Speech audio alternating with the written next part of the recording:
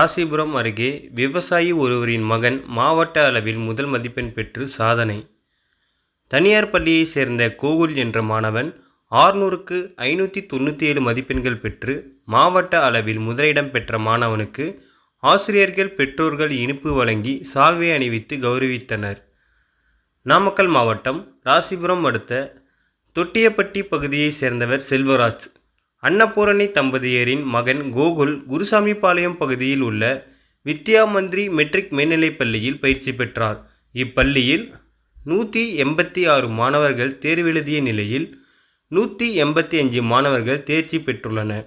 மாணவன் கோகுல் உயிரியல் பாடப்பிரிவில் பயின்று வரும் நிலையில் 600க்கு 597 மதிப்பெண்கள் பெற்று மாவட்ட அளவில் முதல் மதிப்பெண் பெற்று சாதனை படைத்துள்ளார்.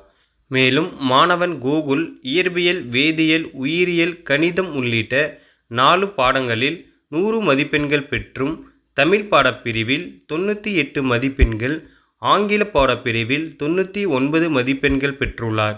மேலும் அப்பள்ளியில் மட்டும் பல்வேறு பாடப்பிரிவுகளில் 22 மாணவிகள் 100க்கு 100 பெற்று சாதனை படைத்துள்ளது குறிப்பிடத்தக்கது.